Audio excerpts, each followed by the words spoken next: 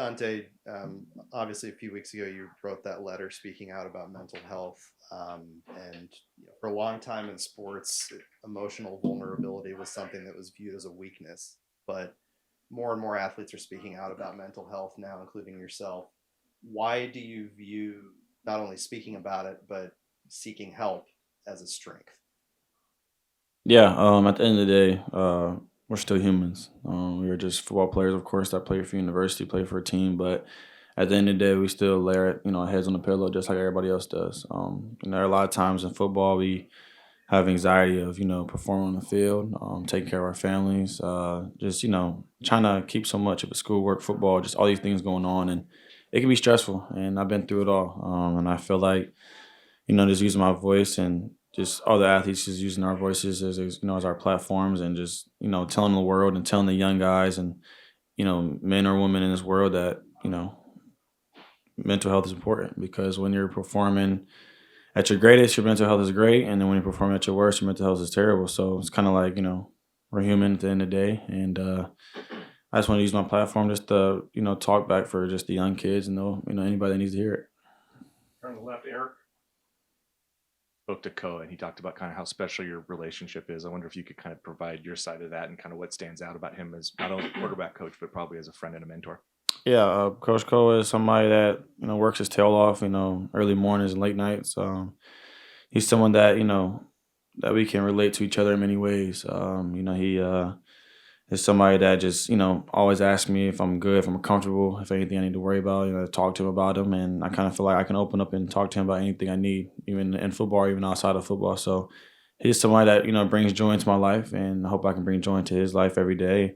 I stress him out a little bit, but at the end of the day, it's all love. So we just have a great time. We have a great connection, and he's just someone that I appreciate, and I'm very excited for him this year. Turn left, John. Talked last year about how important it was for you to be able to reset just having the year behind DG and being able to learn from him. Just what have you been able to try to teach and kind of implement to Dylan Raiola since he's gotten in here in the transfer portal as he goes through a similar experience to that? Yeah, Dylan's special. He's somebody that, of course, is a great human. He has great energy. We like the same music. In the early mornings, he's always blasting stuff, and we kind of relate to each other in that way. But overall, when it comes to talent, I mean, he can make any throw. He's a leader already. He's using his voice, but of course, it's just little things when it comes to just I remember when I first got here. If it's certain plays, if it's to check a certain play, if it's certain this coverage, just making sure that he has all the tools that I've been learning. And of course, at the end of the day, he's pushing me in the weight room. I'm pushing him in the weight room. He's pushing me on the field, and I'm pushing him on the field. So at the end of the day, he's a great guy. He's really good at golf. He's really good at golf. He can hit the ball really far and straight. So I'm trying to get better with that. But overall, he's a great guy, and I love him to death. Back right, Aaron. What has maybe the overall competition been like in the quarterbacks room this spring? And maybe what is one thing that right now all of the quarterbacks kind of are focused on as you gear up for that first scrimmage? Yeah, us quarterbacks, we're always competing when it comes to just doing, Wordle. We're competing doing the daily word of the day. We're competing when it comes to golf. We're competing when it comes to football. It's just we're always just having fun with the whole process of things. We're never ever even these past years I've been here, and nobody has had beef or anything in that room. Coach Cole and Coach Jay and manager is doing a great job making sure that everybody's getting reps, everybody's pushing ourselves, and we're doing a great job just getting connected as a brotherhood. So we're enjoying each other, and with the scrimmage coming up, we're very excited. We've got a lot of film to keep watching and keep stacking days. On the right, Aaron. I asked Lanning how close you were to closing the gap from a mental standpoint to reaching where Dylan Gabriel and Bo Nix were when they left here. He said you're there. Do you agree with that, or do you still see that you have a long ways to go? And how much have you grown these last few months? Yeah, I've grown a lot. Coach Landon is somebody that pushes me every day when it comes to just using my mental and just in the football game, and he's just somebody that's going to push me and scream at me, and I love it. He's of course I've learned from watching Dylan, and I've watched a lot of film on Bo, and I've gotten better at just pre-snap things, just being able to see how fast they got to going from one and skipping to getting to three to making sure the ball gets there. So just being able to watch film, being able to learn from Dylan, and being able to just use all the information I'm using to help us with spring ball right now, even our walkthroughs, just making sure that I can be the best leader I can be. I'm doing a pretty great job about that. Every day, of course, I won't say I'm there yet, but got to keep making sure I just get better every day. I just got to keep pushing myself and just being the best leader I can be. Back left, You've talked about golf a couple times. It's a very mentally draining game. What do you like about that, and how does it help you just either A, get away from football or help you with football? Yeah, golf, I say, is the greatest game of all time. I mean, it brings me peace. I mean, when you're playing in Oregon, these golf courses is very green, it's very peaceful. The birds are, chirping, and it's just something that I need. Of course, I'm not the best at it, but I can hit 1,000 terrible balls. But when I hit that one good shot, it's just like my day is satisfied. So I kind of feel like it's just a great way for me just to keep peace and positivity into my life, but also just a way for us to connect as a team. A lot of us golf. Coach Lane even golfs. He has a lot of hole in ones, and I'm still a little jealous about that. But it's overall just golf is just something that just helps me just get better as a person. And the golf courses here are amazing. And of course, we have one of the greatest golfers, Kiara. She's somebody that I'm trying to get there and compete with every day. But she's just somebody that's just I just watch her game and see how she gets better, and just help I can just make sure I can follow them steps. You obviously had a difficult decision to make this past off season, and coming into a season with expectations around you and this team. From like a mental health perspective, how have you learned to manage pressure and expectations? Yeah, Coach Landon puts pressure on us at practice. The way we just, get certain situations, certain periods thrown at us to where we can be down and we have to do a 2-minute drive, or if it's 4th and 1, it's the way he just helps us prep, and kind of feel like, it comes with all from practice, being able just to get better, day by day by the way he pushes us. And, and when you go through the situation at practice and you handle it in a great way or you handle it in a better way, you're still getting those reps. So come game time, you be prepared. Koa was really high as well on KJ and just kind of the arm talent and the kind of, I guess, the whole package he has. What have you seen from him, and kind of in your process of maybe mentoring a younger quarterback? What have you seen from KJ? Yeah, KJ is a great kid.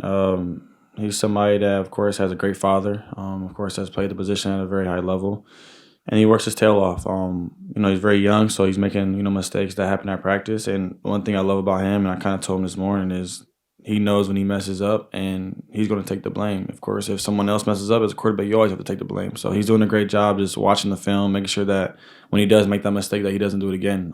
His arm talent is insane. Today I see him throw like a 65-yard post down the field. I'm just like, I've never seen that before, but that was a great throw. It's just he can make plays like that, but mentally he's getting better. When he first came in, he's been doing a great job, taking leaps, and he's getting better day by day. On the left, John.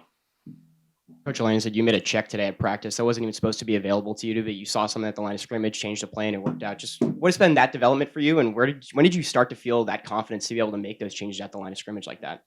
Yeah, it just comes from this repetition. Just especially Coach Maringer this year, he's doing a great job with giving me a lot of information to where if we have a play called and there's a certain coverage or a certain thing that I can just find a way to get to This Coach Lane always says having the pin last, just being able to just go out there and of course before the shot clock ends, just get the right play call, and kind of feel like I've been doing better just this past year. I've seen tons of defenses, and when I see this certain defense, it's like, hey, I guess a little reminder, hey, if this doesn't work, just check it to this play. So I've gotten better at it. Just got to give credit to my coaches. They've been coaching me very well in there, and I'm excited what I see. I keep learning. Right here. You and Evan Stewart have or spent a lot of time together, a couple of years, but haven't really played together. Are you looking forward to getting that connection going, and how have you guys sort of melded so far? Yeah, he's someone, of course, that I love to death. I mean, when it comes to just us being in LA together, if it's us being in Dallas, if it's us being in Miami, it's just we're always traveling around the world, and he's just someone I love to death, and he's always calling me. We're always on FaceTime, and he's like, hey, watch this clip. Like, what did you see, and what can I get better at? And it's kind of like, he's always listening. He's always, of course, helping me push myself when I'm not feeling my best at practice, keeping my head high, and he's just someone I love to death. Of course, he's a vet. He's a guy that, of course, is going to have a great year this year. I'm excited for him. Has a lot of adversity to face, but at the end of the day, he just keeps smiling through it all, and that's, I think, the biggest thing with him. He just keeps smiling, even good days or bad days. Back left, Matt. Be the first time Poncho's had the same quarterback 2 years in a row. How do you guys build off that experience previously to take the next step in that connection of center quarterback? Yeah, Pancho, I kind of say that we have the best quarterback and center hairstyle. I mean, we have great hair. We always, not many quarterbacks and centers have hair like that. So it's just something that we just talk about. But nah, just he's a great guy. He's a guy that at practice he'll see a certain look and I see something different, and we're like going back and forth. And I'm like, you know what, Pancho, you're right. Let you go ahead and do that. So it's kind of just he's just somebody that's always seeking, for information. He's always seeing what I gotta say, and of course I'm hear what he always says. And he's just somebody that, of course, takes his job seriously, and of course he's doing a great job with being able to keep the other 4 guys next to him and in check. So he's just someone that keeps pushing each other, and I'm glad that I'm gonna have another year with him. Right out.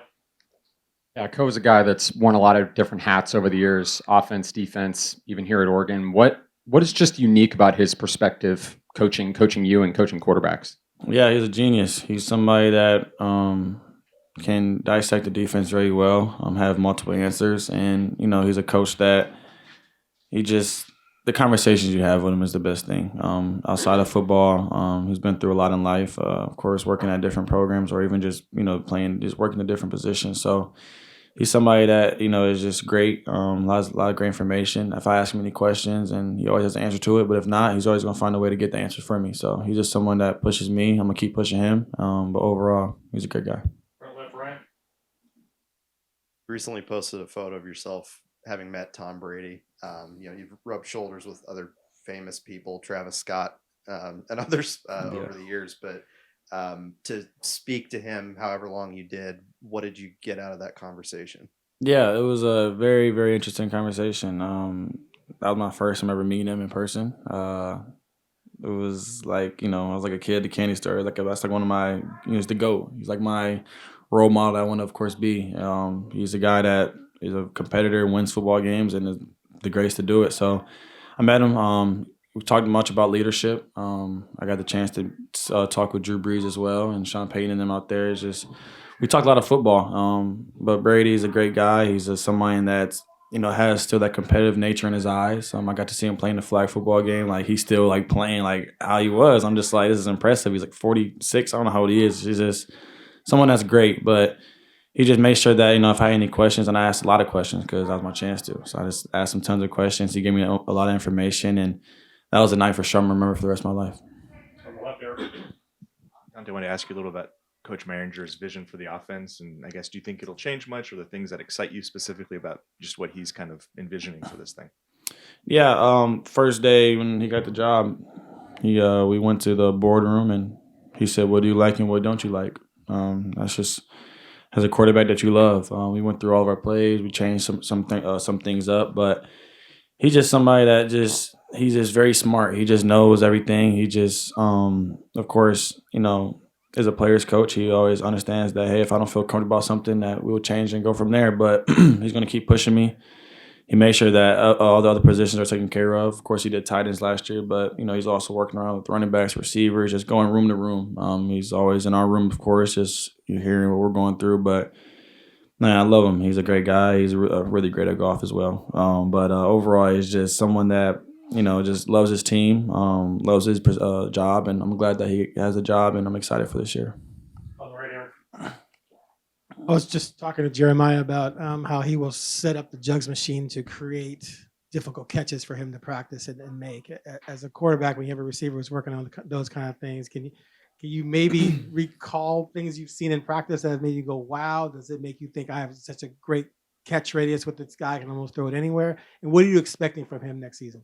Yeah, Jeremiah, he's someone still that texts my phone or calls me to get extra work in. Every spring break, he's always calling me like, hey, what we doing? And it's like, you're right. Or you come with me to come train. So this past spring break, we were in LA together. But we were training, and he's someone that makes insane catches. Of course, it translates to the game. But overall, like even today, he had 2 multiple catches. I was just like, wow, like how do you even do that? But it's kind of just, he's been putting the work in, and when he put the work in, it shows. He's, I don't know if you guys seen the famous video, but he's in the airport waiting for his flight, and he's catching balls. And not many people do that. So when the ball's in the air, he's going to get it for sure. But I'm excited for him this year. He's a vet. He's been through a lot of experience, and he's a great communicator. He's been a leader, and he's a great dude. Last question, John.